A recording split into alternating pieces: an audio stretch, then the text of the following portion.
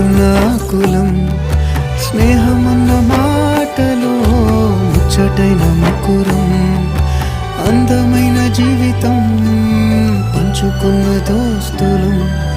బాధలెన్ని చేరినా బెదిరిపోని మిత్రులం